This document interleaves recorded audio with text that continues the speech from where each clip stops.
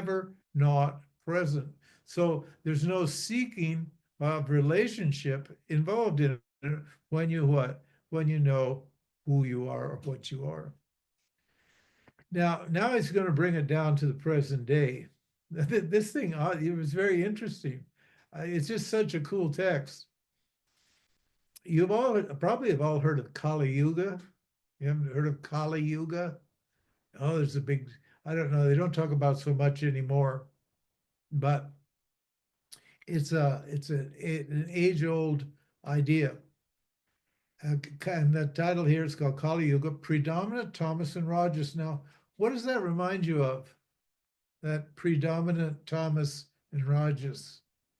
It should remind you, if you've been paying attention or if you've been following Vedanta carefully, it should remind you of chapter 16 of the Bhagavad Gita. Why chapter 16? Because chapter 16 divides the human beings into two personality types. Two, not three, not four, not 12 personality types, not multiple personality, nothing. Two personality types. And what were those types, if you will recall? This is where the psychologists we lose the psychologists here in general. Because the psychologists don't reduce everything to two types. And psychology is not for the purpose of what? Of freedom from desire, freedom from the world, freedom from objects. It's what? It's freedom. It's what? It's making or adjusting the human personality with all of its gunas, all three of its gunas, in such a way that that person becomes a functioning member of society.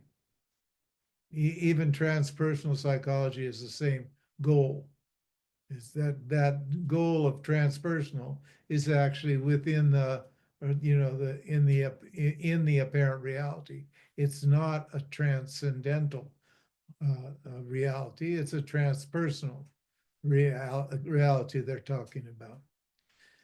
Now, and so what is what are the two types? The tamasic rajasic type and the sattvic type. Kali Yuga. Now, okay, so what? So this is just so lovely. It's just so charming and sophisticated and entertaining, really, right? In verse 6, it says, the age of in the age, I should have another, in the age of affluenza. Does anybody recognize that term? Age of affluenza? Well, that's the age we're in right now. What do the humans do? They spend most of their lives gratifying the senses. Now this text was probably, well, it'll be a contemporary or maybe even before the Bhagavad Gita, which was 2,300 years ago. So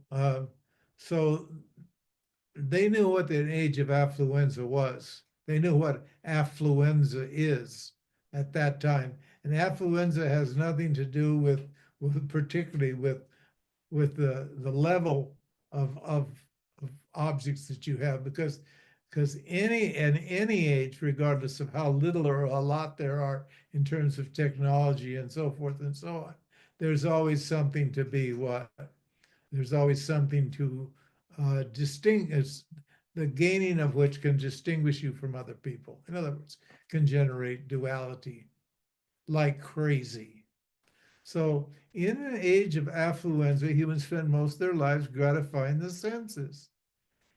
And then it says here, now it's therefore impossible for sensual people to reach God through the path of knowledge. See, he's trying to bust off the path of knowledge before. And in fact, in Bhagavad Gita, Krishna says, says he tells he teaches he when Arjuna asks him what the best path is, he tells him that what that bhakti yoga, or chanting the name of God, or just basic bhakti, karma yoga, which is karma yoga, is the best for him. Even though what? Even though the highest path in the path of knowledge is non-dual bhakti, which is gained through knowledge. So, So, but he's going to get qualified here. So don't get worried. Don't. Oh no, that can't be right. And say, yeah, but yeah, but yeah, but this is all obviously a scripture, and these verses are setups for preceding verses, which will qualify them or negate them or somehow enhance them in some way or another. So it's therefore impossible for sensual people to reach God through the path of knowledge. 7. Those who live in luxurious dwellings, indulging in material pleasure, are not eligible for self-inquiry, the study of the Upanishad. And that's right. They're just, why are they? Because they're too busy doing their doings, maintaining their luxurious lifestyles. That's all. They're just too busy. It's not rocket science. No, they just don't have time. So to think about themselves, and think about what they really are. They're just trying to secure themselves in some way or another in the world, and so the path of knowledge, the Upanishads, which is Vedanta, is what is useless for them. It's not going to work. And now look at this. This is a good one here. This is for your yoga people. And most of us, I came through yoga. I did this. I fell prey to this. I'm not saying anything other than that this is just for anybody and everybody. People chasing physical pleasure in the name of yoga will eventually injure their bodies and definitely, it says, become sick. That's called roga. People who are chasing yoga are called bogies. Or yogis, they're bogies. They're enjoyers, but what? What are they trying to enjoy? They want to enjoy physical pleasure because you get a lot of physical pleasure when you do yoga properly. But what? But what's the downside? You don't think about the downside. You see this in the football world. It's now football season, and my God, these men, you should see the way they're violent and the way they come flying at each other. And now it's the end of the season, and some of the teams are just completely decimated by injuries. These guys that are getting, $5 to $50 million a year to play football, you can't even play because their bodies are so damaged, injured, and what? And they become sick. Roga, that's called roga. Yoga leads to roga. Um, I know a number of people personally who've been involved teaching yoga who have serious health issues, right? And so what? So in number 9, and we'll stop at number 10. Every human action should be an action of an act of devotion. That's called bhakti. Well, there you go. There's the solution. This is what you should do, right? Do action as bhakti, as devotion to what? To your own innermost essence, to the love that you are. In other words, every act should be an act of self-love. It doesn't mean masturbation, like Woody Allen says. Masturbation is somebody who is love with someone I care very deeply about. No, sorry, that's not bhakti yoga, right? Understand? Anyway, And then he goes back onto this topic of what what a sin is. If you do every action as an act of devotion to your innermost self, to your highest self, then what? You're free of sin.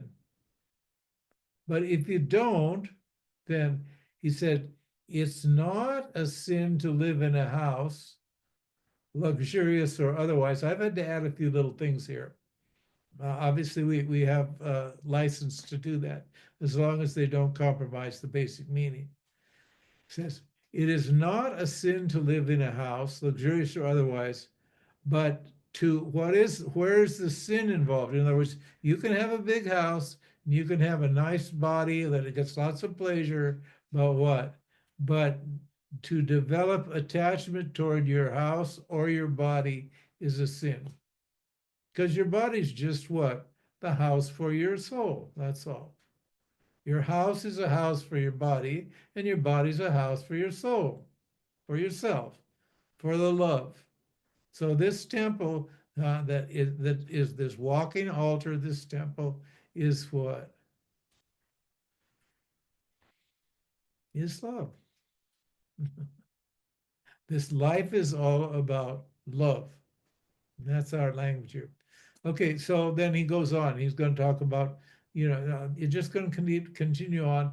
I'll refine the verses I've done so far, and I'll post them as we go, and I'll do a number of other ones for the next time I have an opportunity to speak to you, which depends upon Sundari and her uh, agenda. So, having said that, um, are there any comments, arguments, questions, complaints? It's